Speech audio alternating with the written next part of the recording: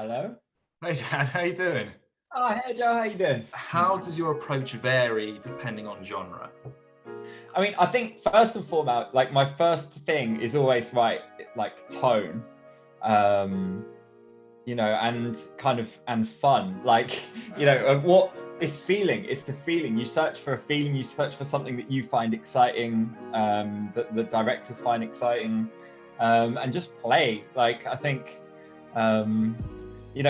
With the Playhouse, and also actually working with different directors is different. So with Jason, who did Eaten by Lions, he's someone who's a really kind of right, you go off and make your stuff and then I'll just come and listen to it. It's not kind of back and forth necessarily as much, and then in the edit there's a lot of experimenting, whereas with the Playhouse it was kind of more back and forth, like send a suite, get comments. We really liked this bit, we were less keen on this bit, away from the edit, and then all coming together. So, but ultimately it's storytelling. You're telling a story, and so the heart of Eaten by Lions was, belonging somewhere, and so there was a belonging theme, and it just needed to feel like a kind of longing, and you just experiment with sounds until you get that longing feeling. And there was something in those notes, the Omar's theme, that felt kind of longing to me, and Jason went, yeah, that feels like longing to me too. And you put it under the scenes and you start empathizing with Omar, and you go, okay, that's playing, right? And with the Playhouse, it was just about being terrifying, really. Terrifying and beautiful. There was that kind of a crossover of, they are artists living in this remote house in Scotland, creating great art, contrasted with possession and horror elements. And so, yeah, again, it's like, all right, well, what makes us scared? Let's find a note that makes us feel scared. And like I don't know if you heard the terror theme, but there was something about that harmony that clashes the major and the minor notes, and it's fast and it's rapid, and suddenly it just felt scary, and then you go, right, how can we ramp it up? How can we? And then you put that under the jump. So yeah, it's a very feelings-based process, if you know what I mean. It's like you play with it until it feels right. Because sometimes you can make something and a director will go, no, it doesn't feel right, and then randomly they'll try it on a different part of the edit and it'll be awesome. It's one of the reasons why I love working with Jason, because with Jason I tend to write a lot of music. Like for Pavement, a recent film I did with him, I did a 3-hour recording session with a choir. So we had 3 hours of samples.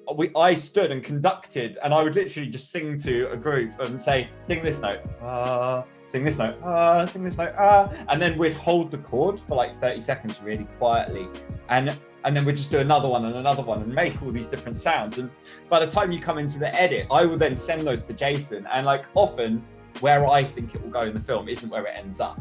Like, and he'll just come back 2 months later like, okay, what do you think of this? And he's just got such great instincts for it. It's like, it's great. We get to work with sounds all day and talk about our feelings. It's a good job. It's a good job to do. How did you begin with music? How did this enter your life? What, from the very start? Let's go way back. Let's do it. When did you start playing music? My family couldn't get me down off the piano when I was 3. I started kind of just playing tunes and things from that age. Like, they actually thought something was wrong with me, because my favorite thing to do all day would be to just sit there and play different notes and just listen to it. Like, from the moment I could climb up onto the stool, that's all I wanted to do. And then I had my first few pieces, I had a jazz quartet play some of my stuff when I was 8.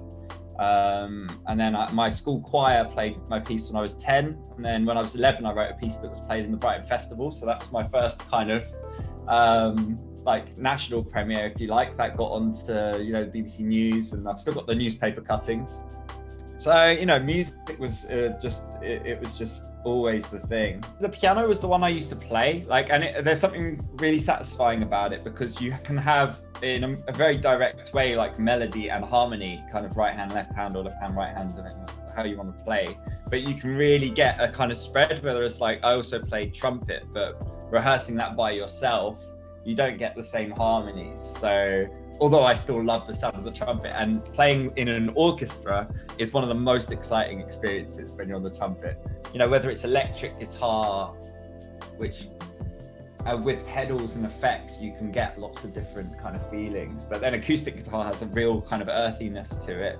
Piano, I think, can be quite otherworldly. There's a kind of fantasy to the piano. There's something about the piano that feels kind of dreamy to me, and the guitar feels more earthy. So I think the guitar felt more like I was in the room playing some music, whereas the piano I would just play and I would be, you know, wherever the tunes would take me. So, and then the orchestra is just something else entirely. I remember crying, and when I was a shout out to the Brighton Youth Orchestra, unbelievable service they provide to young musicians. And I remember crying when we first played Tchaikovsky's Sixth Symphony. I was on the trumpet and Andrew Sherwood conducting, and just thinking, this is the best moment of my entire life, you know. and I need to understand how the orchestra works. I need to understand how this feeling gets captured for centuries, you know. I remember the first time I heard Mahler 2. I remember, you know, I just had the speakers just lie down, turn the lights off, fabulous. Let's talk about collaboration. You've collaborated with Dean Valentine on a couple of projects. Yeah. How did that collaboration come around? It started off, we just did a trailer together that he was doing. And yeah, I mean, he's just a lovely guy, isn't he?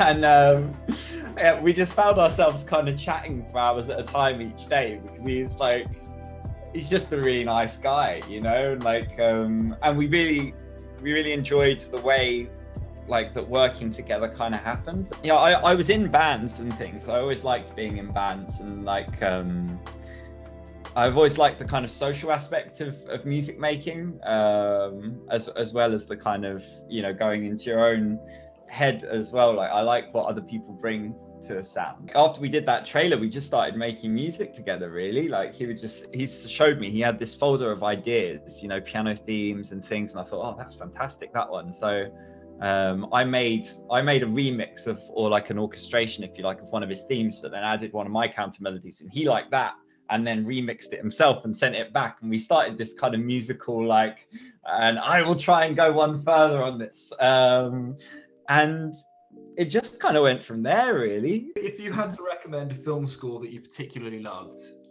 what would it be? Oh, it's difficult, really difficult. I love a lot of different film scores. One of my favorite film scores of all time is definitely The Dark Knight, Hans Zimmer. I think that or Inception are my two favorite Zimmer scores, and I think he's probably the greatest film composer of all time. He's probably my favorite, definitely a hero.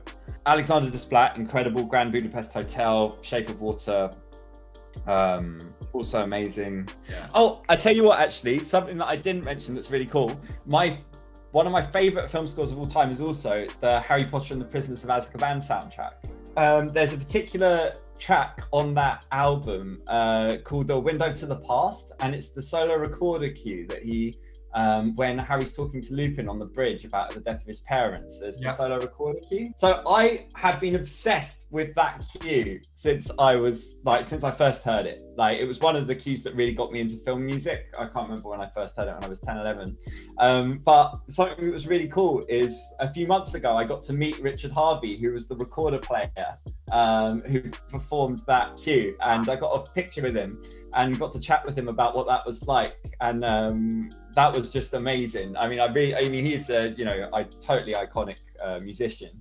Did the flutes on Lion King, recent Mulan, like, you know, in terms of woodwinds, he's, or woods, I don't know if you call it, but yeah. But it was such a privilege to meet him, and that recorder scene is, I think, one of the best melodies, just one of the best themes. Like, that's another one of my favorite scores, big time.